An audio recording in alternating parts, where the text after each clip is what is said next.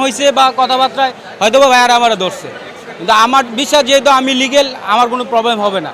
আর ওনাদের দায়িত্ব যেটা ছিল ওনারা দায়িত্ব পালন করছে, এটাই আমার বলা। অ্যাডভান্স ডিজিটাল ডায়াগনস্টিক্স সেন্টার থেকে এক্স রে করি, ঠিক আছে। আমাদের এনআইসিইউ থেকে আইসিইউ থেকে ডাক দেয় পঙ্গুর থেকে, আমরা ওইখানে যে এক্স রে করি, যেগুলো রুগী উঠতে পারে না বসতে পারে না সেগুলা রুগীর যে এক্স রে করে আসি। আমাদের তো ডাক্তার আছে ভিতরে, আমরা এই এক্স রেগুলো নিয়ে যাই, স্যার দেখে যদি ভালো হয় রিপোর্ট তাহলে বাইর করে দেয়, তা আমরা দিয়ে দিই। না, অতিরিক্ত টাকা নিচ্ছি না তো।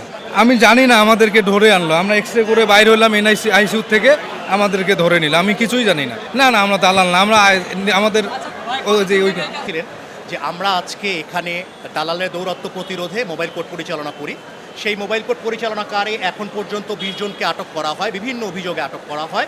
তাদের অভিযোগগুলো হচ্ছে মূলত যে রোগীদেরকে মিথ্যা বিজ্ঞাপন দ্বারা প্রতারণা করার মাধ্যমে এই পার্শ্ববর্তী বিভিন্ন প্রাইভেট হাসপাতালে নিয়ে যাওয়া, এছাড়া হচ্ছে রোগীদের এক্স রে বা অন্যান্য টেস্টের নামে তাদের কাছ থেকে অতিরিক্ত অর্থ আদায় করে দেওয়া, তাদেরকে সিরিয়াল আগিয়ে দেওয়া সহ বিভিন্ন অপরাধে তাদেরকে ধৃত করা হয়।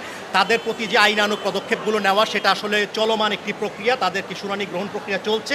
এটা সমাপ্ত হলে আপনাদেরকে আমরা ফাইনাল একটি হয়তো সংখ্যা বলতে পারবো যে কতজনকে কী মেয়াদের কারাদণ্ড এবং অর্থদণ্ডের আওতায় আনা হয়েছে। আরেকটি বিষয় হচ্ছে আমরা এই অভিযান পরিচালনা করে কিছু বিষয় আমরা পরিলক্ষিত হয়েছে আমাদের সামনে। একটি বিষয় হচ্ছে আমরা কিছু বেসরকারি ক্লিনিকের নাম পেয়েছি যাদের মাধ্যমে আসলে এই দালাল চক্রটা পরিচালিত হয়, তাদের বিরুদ্ধেও আমরা পরবর্তীতে তদন্ত সাপেক্ষে প্রয়োজনীয় ব্যবস্থা নেব।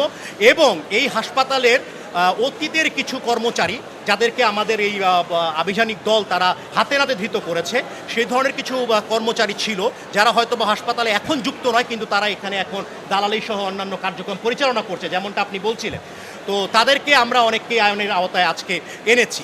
দালালের বিরুদ্ধে এ ধরনের অভিযান র্যাব বরাবরই করে থাকে। আমরা পাসপোর্টে দালালের ক্ষেত্রে অভিযান করে থাকি, আমরা হাসপাতালেও দালালের ক্ষেত্রে এই ধরনের অভিযানগুলো করে থাকি এবং আমাদের এই ধরনের অভিযান ভবিষ্যতে অব্যাহত থাকবে। আপনাদের সকলের সর্বাঙ্গীন মঙ্গল কামনা করছি। ধন্যবাদ।